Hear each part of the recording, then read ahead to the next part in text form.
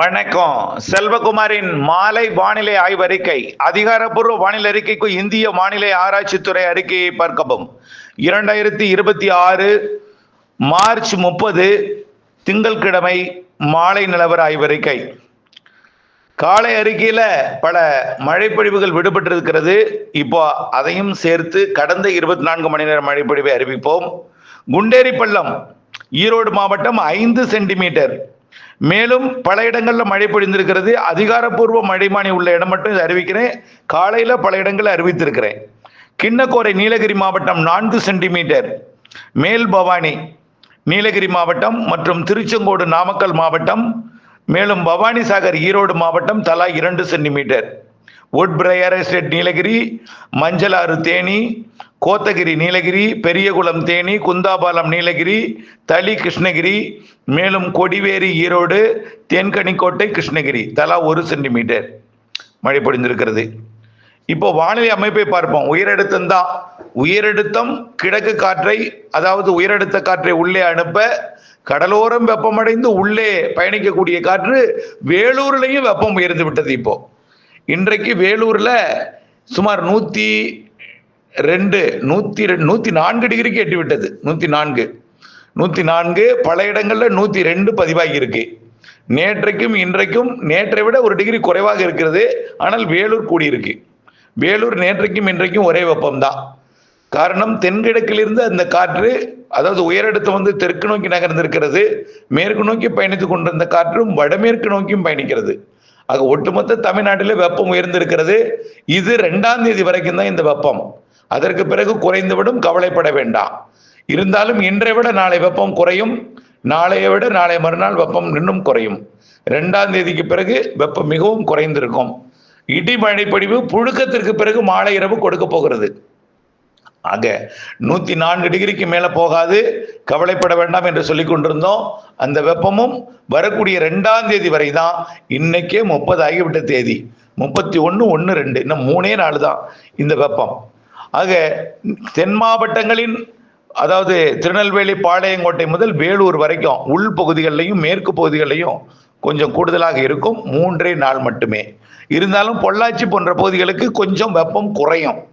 இன்றைக்கு மழைப்பொழிவு பார்த்தீங்கன்னா, நேற்றைக்கு மழைப்பொழிவை விட இன்றைக்கு கூடுதல் பரப்புல மழைப்பொழிவு வாய்ப்பு இருக்கு. கேரள எல்லையோரத்திலையும் கேரளாவிலையும் தமிழ்நாட்டிலையும் செங்கோட்டை, அதே போல புளியக்குடி, கிருஷ்ணாபுரம், அந்த கடையநல்லூர் இந்த பகுதிக்கும், அதனை ஒட்டி உள் தென்காசி மாவட்டத்தில் ஒரு சில இடங்களுக்கும், விருதுநகர் மாவட்டத்தில் ஒரு சில இடங்களுக்கும், தேனி மாவட்டத்தில் ஒரு சில இடங்களுக்கும், மதுரை மாவட்டத்தில் ஒரு இடங்களுக்கும், கொடைக்கானல் மலைப்பகுதிக்கும், பொள்ளாச்சி, வால்பாறை உள்ளிட்ட பகுதிகளில் ஒரு சில இடங்களுக்கும் மழை வாய்ப்பு இருக்கு. கோயம்புத்தூர் வடக்கு கூட, நீலகிரிக்கும், ஈரோடு, திருப்பூர் மாவட்டத்தில் ஒரு இடங்கள் கூட இன்றைக்கு நள்ளிரவு அதிகாலைக்குள் மழை இருக்கு. பெருசா இருக்காது, குறைவான பரப்பு.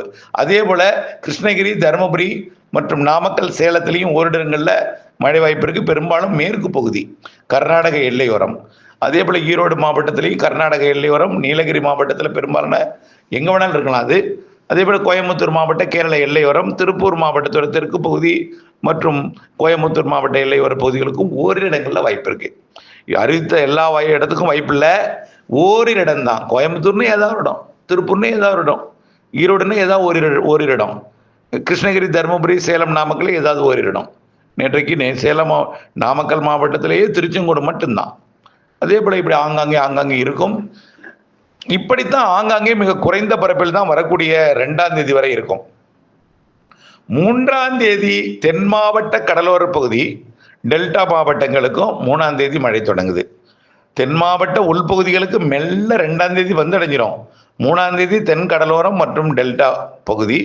4ஆம் தேதி தென் கடலோரமும் உள்பகுதியும், தென் மாவட்ட மேற்கு தொடர்ச்சி மலைக்கும், டெல்டா கடலோரம், டெல்டா உள்ளே மத்திய மாவட்டங்கள். 4ஆம் தேதி கர்நாடக எல்லையோர மாவட்டங்கள் தொடங்கி வங்கக்கடலோரத்தின், வங்கக்கடலோர வடகடலோர மாவட்டங்களின் உள்பகுதி வரைக்கும், அதாவது காஞ்சிபுரம், ராணிப்பேட்டை இது வரைக்கும் 4ஆம் தேதி. 5ஆம் தேதி சென்னைக்கும் வந்துடும்.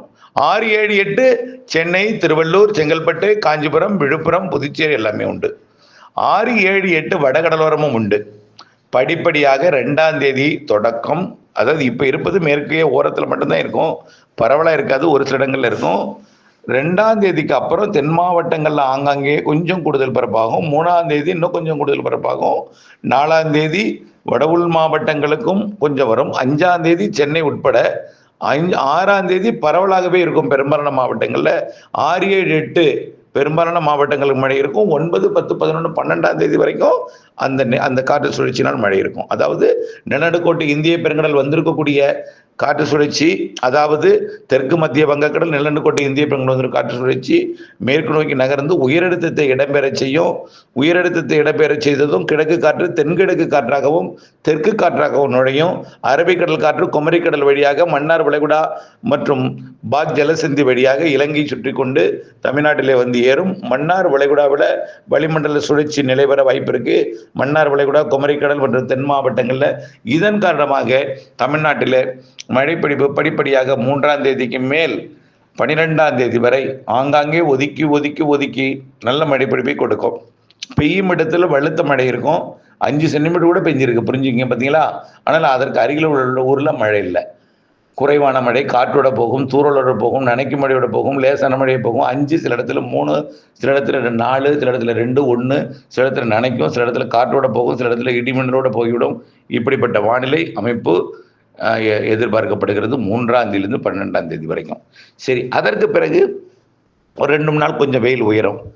அதுக்கப்புறம் சிஸ்டம் வங்கக்கடல்ல 15ஆம் தேதியிலிருந்து 23ஆம் தேதி 24ஆம் தேதிக்குள்ள ஒன்று உருவாகுது. அது தமிழ்நாடு வந்தால் மழை கூடுதல், தமிழ்நாடு வராமல் அது ஆந்திர பிரதேசம் ஒடிசா போனிச்சுன்னா மேற்கு திசை காற்று கிழக்கு நோக்கி வந்து கடலோர மாவட்டங்களின் வெப்பத்தை கூட்டும், மேற்கு மாவட்டங்கள் வெப்பத்தை குறைக்கும். புரியுதுங்களா.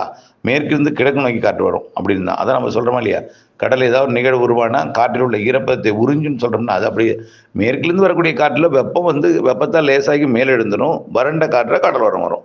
அதான் காற்றில் உள்ள ஈரப்பதத்தை உறிஞ்சும் அப்படிங்கிறது. மேற்கு திசையிலிருந்து கிழக்கு திசை நோக்கி காற்று வரும்போது இப்போ கிழக்கிருந்து மேற்கு போகிறதுனால வெப்பமடைந்து மேற்கே போகுது, மேற்கிருந்து கிழக்கு வந்துன்னா கிழக்கிருந்து வரும் கிழக்கே வெப்பமடைந்து வரும். புரியுங்களா. அது வந்து இன்னும் உறுதிப்படுத்தலை. நெருங்கி வருமா அல்லது அப்பாலேயே போகுமா, மேற்கு திசை காற்று வருமா அல்லது இதுக்கு சம்மந்தம் இல்லாமல் தனியாக ஒரு காற்று சுழற்சி இருந்து இங்கே வெப்பச்சலன இடிமழை பிடிவி கொடுக்குமா எல்லாம் பார்க்க வேண்டியிருக்கு.